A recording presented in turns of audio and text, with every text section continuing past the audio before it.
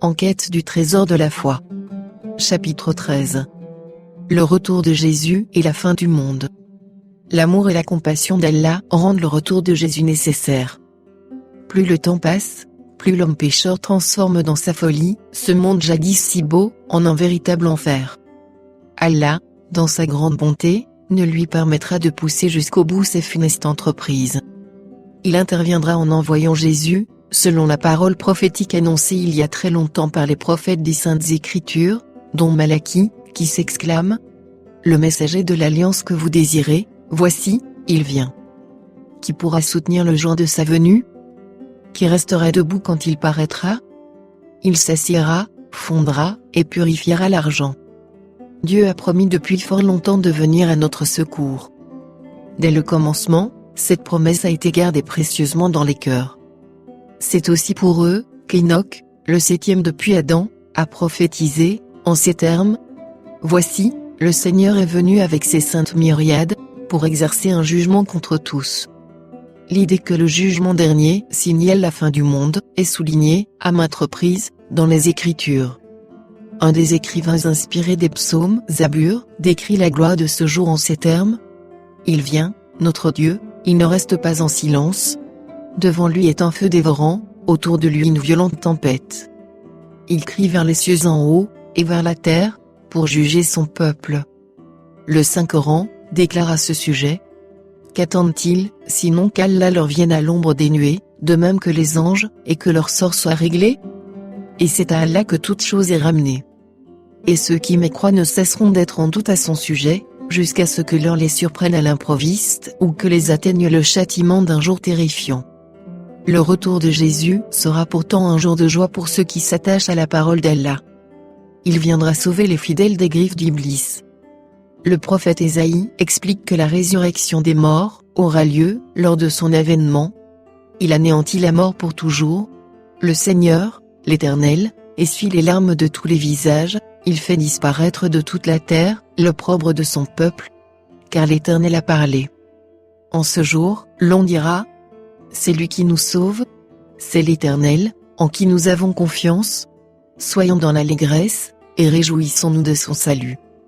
Le livre d'Al-Bukhari nous encourage à désirer ardemment le retour de Jésus. Dit Mohammed: au nom de Dieu qui garde mon âme, en vérité, Jésus, le fils de Marie, viendra bientôt, en tant que juste juge.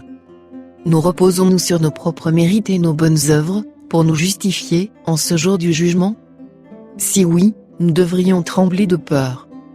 Nos œuvres ne seront jamais assez nombreuses pour étouffer les soupirs de notre âme, qui nous rappellent que notre justice n'est que futilité. Par contre, si nous avons appris d'Abraham, la leçon de la justice par la foi, et si par la foi, nous sommes ses véritables descendants, alors nous pourrons affronter le jour du jugement sans frémir. Il est écrit dans le Saint-Coran: au jour de la résurrection, nous placerons les balances exactes. Nulle âme ne sera lésée en rien, fût-ce du poids d'un grain de moutarde, que nous ferons venir. Nous suffisons largement pour dresser les comptes. Nous avons déjà apporté, à Moïse, et à Aaron, le livre du discernement, la Torah, ainsi qu'une lumière et un rappel pour les gens pieux, qui craignent leur Seigneur, malgré qu'ils ne le voient pas, et redoutent la fin du monde. Et ceci, le Coran, est un rappel béni, que nous avons fait descendre. Allez-vous donc le renier? Non, par la grâce d'Allah, nous ne le renierons pas. Nous placerons notre confiance dans l'immolation généreuse, qui a racheté nos âmes. Une telle confiance, est 1 million de fois plus efficace, que la confiance que nous pourrions avoir dans nos propres mérites et nos bonnes œuvres, qui n'est en fait, que la vieille idolâtrie, dont il faut nous débarrasser, comme nous l'a enseigné notre père Abraham. Nous ne pouvons adorer Allah seul, et en même temps nous confier dans nos mérites.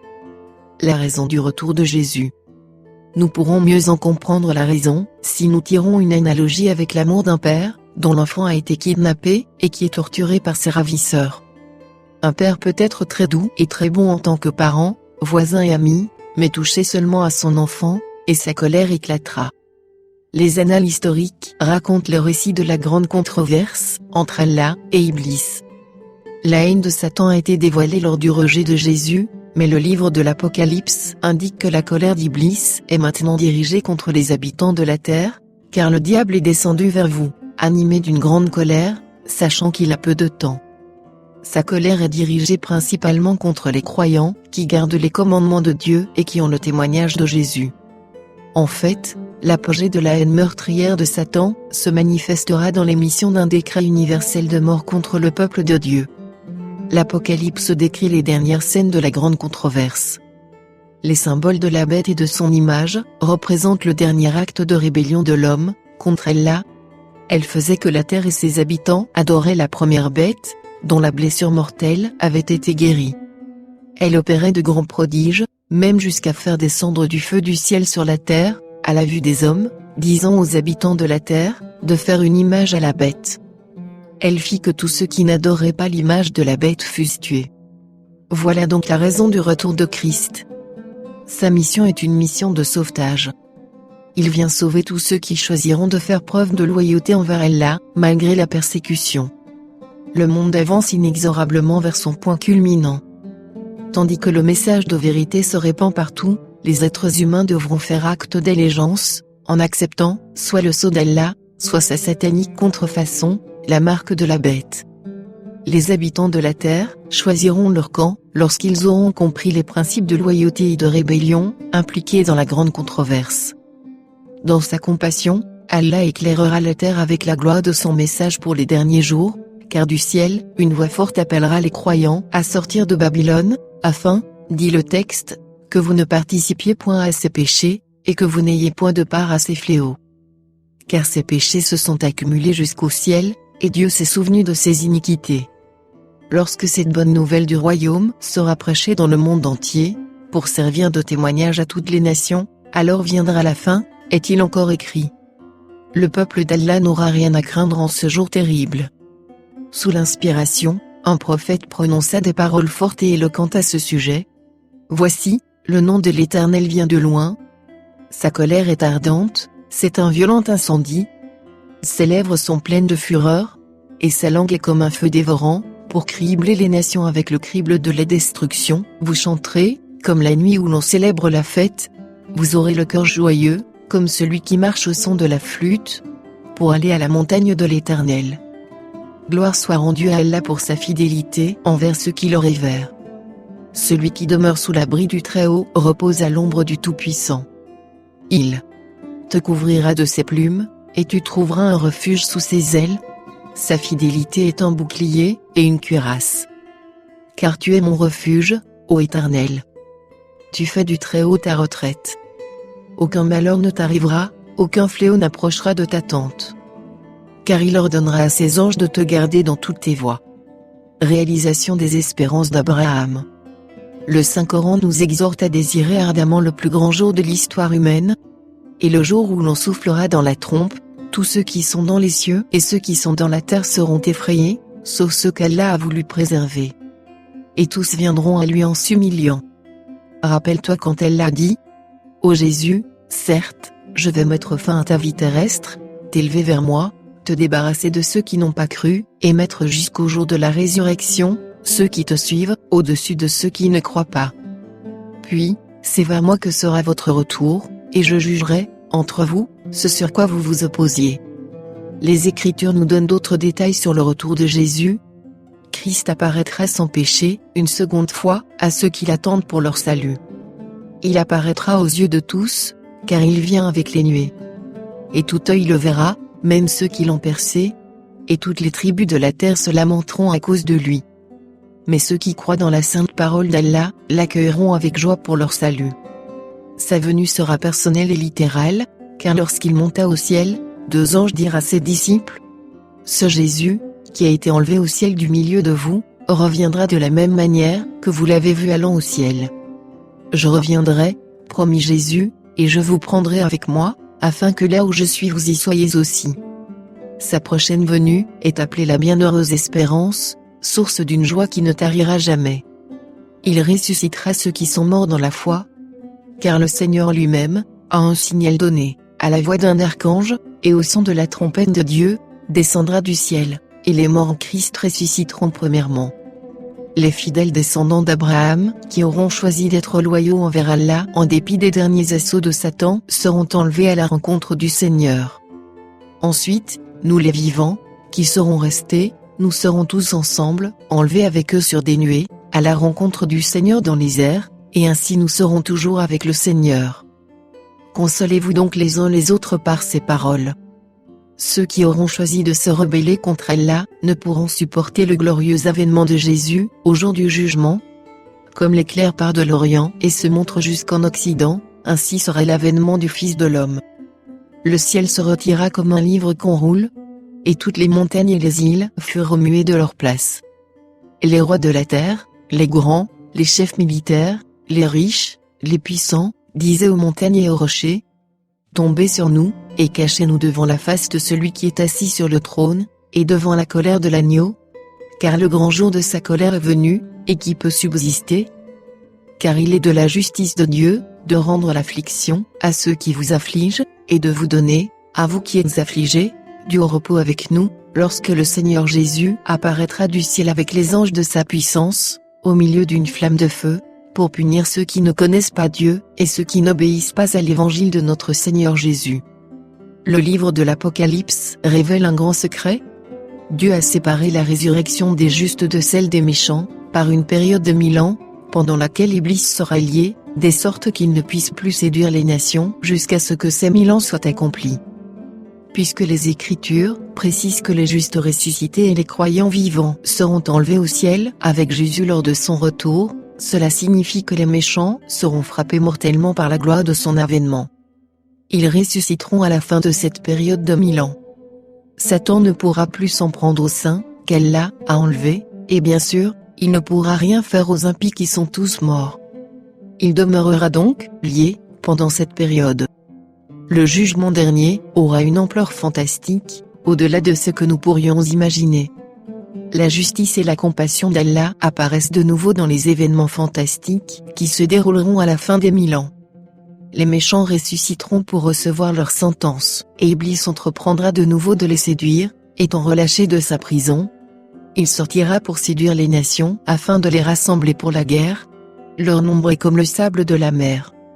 Il les persuadera une dernière fois de se joindre à lui, dans une ultime tentative de rébellion contre Allah, motivée par de meurtrières intentions. Allah prononcera ensuite son jugement devant des légions d'hommes et d'anges qui observeront les dernières scènes de ce drame. Les méchants auront prononcé eux-mêmes leur tragique sentence. Ils auront démontré pleinement leur volonté de se joindre à un acte de haute trahison, contre le gouvernement divin d'amour et de justice. Étant donné que de prolonger leur vie de rébellion serait prolonger leur misère abjecte, dans sa miséricorde, Allah fera descendre un feu du ciel pour les dévorer. Et la mort et le séjour des morts furent jetés dans les temps de feu. C'est la seconde mort. Les rebelles qui auront refusé de s'abandonner à Dieu, devront être punis par la seconde mort, sinon la paix et la sécurité ne pourraient régner dans l'univers d'Allah. Le péché et sa conséquence, la mort, doivent disparaître à jamais. Un enfer éternel, rempli des blasphèmes des impies, ne polluera pas un heureux paradis. Le méchant n'est plus. Tu regardes le lieu où il était, et il a disparu. Le jour qui vient les embrasera, dit l'Éternel des armées, il ne leur laissera ni racines ni rameaux. Le feu éternel est éternel dans ses conséquences, il n'y aura plus de résurrection à la suite de la seconde mort. C'est diffamer, et calomnier, le caractère du saint et juste Allah, que de le montrer en train de retirer et de torturer les perdus pendant l'éternité, comme s'il était un monstre de cruauté. Le Saint Livre n'enseigne rien de la sorte. Depuis des siècles, Allah a réconforté ses fidèles avec la promesse de créer de nouveaux cieux et une nouvelle terre. On ne se rappellera plus les choses passées avec leurs larmes et leurs souffrances, elles ne reviendront plus à l'esprit. Après la destruction d'Iblis, de ces mauvais anges et des méchants qui ont servi dans leur rang, Allah purifiera cette terre maudite par le feu, puis créera de nouveaux cieux et une nouvelle terre. Le jour du Seigneur viendra comme un voleur. En ce jour, les cieux passeront avec fracas, les éléments embrasés se dissoudront, et la terre avec les œuvres qu'elle renferme, sera consumée. Mais nous attendons, selon sa promesse, de nouveaux cieux et une nouvelle terre, où la justice habitera. La gloire des nouveaux cieux et de la nouvelle terre. La souffrance, la maladie, les funérailles, la corruption, la cruauté, la guerre, la famine, les déceptions, la pauvreté, l'errance des sans-abri, tous ces maux auront disparu. qui s'étonnera de ce que le retour de Jésus soit appelé la bienheureuse espérance? Allah se sera manifesté en puissant sauveur, et ses ennemis auront disparu. Il aura démontré que l'amour est plus puissant que la haine, que la lumière est plus forte que les ténèbres. Il aura jeté Iblis dans les temps de feu, et extirpé définitivement le péché. Les rachetés chanteront ses louanges pour l'éternité. La joie des rachetés ne sera pas la joie enfantine, égoïste des plaisirs sensuels. Hazrat Abraham était appelé l'ami de Dieu, et le père des croyants. Comme lui, les rachetés seront les amis d'Allah. Leur joie ne sera pas égocentrique, car l'égocentrisme constitue la racine du péché, et de l'idolâtrie. Ils partageront avec Abraham l'accomplissement complet de la promesse divine, car ils seront héritiers du monde, d'un monde qui ne souffrira plus de la malédiction du péché, d'un monde parfait, d'une nouvelle terre. Ils ne se préoccuperont plus de leur sécurité, ils ne fixeront plus leur regard sur une récompense à venir. Ils pourront s'attarder sur des sujets 1000 fois plus vastes. Comme l'épouse fidèle qui veille sur l'honneur de son mari, ils ressentiront au fond de leur cœur une profonde gratitude. Ils pourront enfin apprécier à sa juste valeur le plan du salut, ainsi que la victoire totale d'Allah sur Satan. Ils s'émerveilleront devant cet amour qui surpasse toute connaissance, amour révélé dans l'immolation généreuse qui s'est offerte pour nos péchés sur une croix dressée sur le mont Morija. Allah manifeste aujourd'hui son amour envers chacun. En attendant cet heureux jour, nous ne sommes pas abandonnés à nous-mêmes, comme des orphelins perdus dans un monde de ténèbres. L'amour et la compassion d'Allah sont infinis, car il est lui-même infini, et même si on peut compter par millions ceux qui croient en lui, sa grâce est répandue sur chacun en abondance, car chaque individu est unique à ses yeux. L'agent par lequel Allah bénit ainsi les croyants est le Saint-Esprit. Les Écritures exaltent l'amour d'Allah, sa gloire et la grandeur de son caractère. L'un de ses noms est Emmanuel, Dieu avec nous dans le sens qu'il est notre consolateur. Par la bouche du prophète Ésaïe, Allah déclare « Ne crains rien, car je suis avec toi. Ne promène pas des regards inquiets, car je suis ton Dieu. Je te fortifie, je viens à ton secours, je te soutiens par ma droite triomphante. » Ésaïe 41, 10. Comment est-il possible qu'Allah, infini et glorieux, le Très-Haut, dont la demeure est éternelle, puisse être avec nous pour nous tenir la main? N'est-il pas trop grand pour nous voir, nous, infimes créatures? Il ajoute « J'habite dans les lieux élevés et dans la sainteté, mais je suis avec l'homme contrit et humilié. Voici sur qui je porterai mes regards, sur celui qui souffre et qui a l'esprit abattu, sur celui qui craint ma parole. » Allah, l'Éternel, condescend à prêter attention aux plus faibles des mortels qui croient en lui. Si vous étiez l'unique habitant de la terre, votre part de soleil ne serait pas plus grande qu'elle ne l'est maintenant que vous partagez ses rayons avec plus de 12 000 millions d'autres individus. Une mère peut avoir plusieurs enfants, mais elle ne divise pas son amour entre eux, elle aime chacun d'eux de tout son cœur. Une douce communion avec le Saint-Esprit. Jésus a promis que le Saint-Esprit demeurerait avec tous ceux qui croient. Il est le secret de leur joie. Jamais il ne les laisse seuls. Et moi, je prierai le Père, et il vous donnera un autre consolateur, afin qu'il demeure éternellement avec vous, l'Esprit de vérité, que le monde ne peut recevoir, parce qu'il ne le voit point et ne le connaît point. Mais vous, vous le connaissez, car il demeure avec vous, et il sera en vous. Je ne vous laisserai pas orphelins, je viendrai à vous. Dans le texte original, le nom consolateur est Paraklétos, un mot tiré de deux autres mots. Para qui signifie le long de, comme deux rails de chemin de fer toujours parallèles, et Klétos, qui signifie appeler. Des documents datant du temps de l'empereur romain Adrien, confirment l'évangile de Jean. De plus, les toutes premières traductions de cet évangile démontrent qu'il s'est réellement servi du mot Paraklétos, qui ne peut se référer qu'au Saint-Esprit. Aucun manuscrit grec des premiers siècles ne propose de mots différents. Dans le grec non biblique, le mot Paraklétos signifie un intercesseur, un aide. Le verbe parakaleo apparaît environ 100 fois dans le Nouveau Testament, indiquant que l'emploi de Paraklétos par Jésus signifie consolateur ou intercesseur, celui qui demeure avec nous. Aucun des premiers manuscrits grecs de l'évangile de Jean n'emploie le mot priklétos à la place de Paraklétos, et il n'existe aucune preuve que ce mot ait été changé par un copiste. Le contexte de ce texte montre clairement que le consolateur ne peut être un homme mortel. L'ennemi de Dieu et de l'homme déteste qu'un consolateur divin ait été promis aux croyants sincères, car si Iblis peut arriver à briser notre lien avec Emmanuel, Dieu avec nous, il peut par le fait même nous empêcher de jouir d'une intime communion avec Allah. Jésus déclara que le Saint-Esprit était son vicaire, son représentant. Quel blasphème pour un homme que de s'arroger ce titre. C'est pourquoi le livre de l'Apocalypse associe à de telles personnes le mot blasphème. Aucun homme mortel ne peut prétendre à cet honneur divin. La bonne nouvelle de l'Injil est la suivante. Par le Saint-Esprit, Allah guidera nos pas jusqu'à ces glorieux nouveaux cieux et nouvelles terres qu'il va créer. Le prophète Ésaïe mérite certainement le titre honorable de prophète de la bonne nouvelle quand il explique combien Allah nous est proche. Tu ne pleureras plus. Car Dieu te fera grâce quand tu crieras et, lorsqu'il t'entendra, il répondra à ton appel. Oui, celui qui t'enseigne ne se cachera plus, tu verras de tes yeux le maître qui t'instruit. Alors tu entendras dire derrière toi, c'est ici le chemin, suis-le. Bien sûr, Dieu est un. Aussi lorsque nous lisons le nom l'Éternel, nous savons qu'il s'agit d'Allah, Emmanuel, Dieu avec nous. Jamais nous ne nous perdrons, si nous écoutons sa voix, car il demeurera à nos côtés, tout le long du chemin. Cela signifie que la bonne nouvelle de l'amour et de la compassion d'Allah surpasse tout ce que la plupart des gens ont pu imaginer. Allah nous aime, il veut nous sauver. Il prépare des croyants pour le paradis, il ne leur enferme pas l'entrée, bien au contraire. Si nous croyons en sa sainte parole, son Saint-Esprit purifiera et sanctifiera notre cœur. La réalité du Saint-Esprit est un trésor qu'Allah veut nous faire apprécier.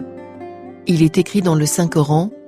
Parmi ses messagers, nous avons favorisé certains par rapport à d'autres. Il en est à qui Allah a parlé, et il en a élevé d'autres en grade. À Jésus fils de Marie, nous avons apporté l'épreuve, et l'avons fortifié par le Saint-Esprit. Nous avons effectivement créé l'homme et nous savons ce que son âme lui suggère, et nous sommes plus près de lui que sa veine jugulaire. Allah est la lumière des cieux et de la terre. Sa lumière est semblable à une niche où se trouve une lampe. La lampe est dans un récipient de cristal et celui-ci ressemble à un astre de grand éclat.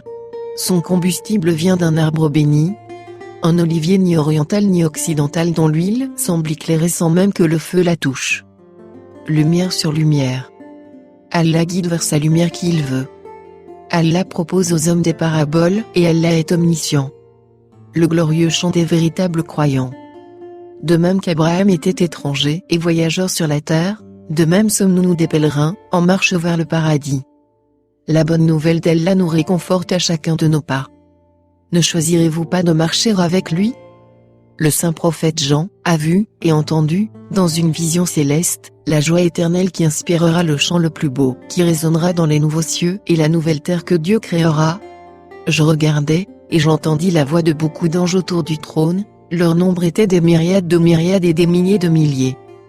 Ils disaient d'une voix forte, l'agneau qui a été immolé est digne de recevoir la puissance, la richesse, la sagesse, la force, l'honneur, la gloire, et la louange.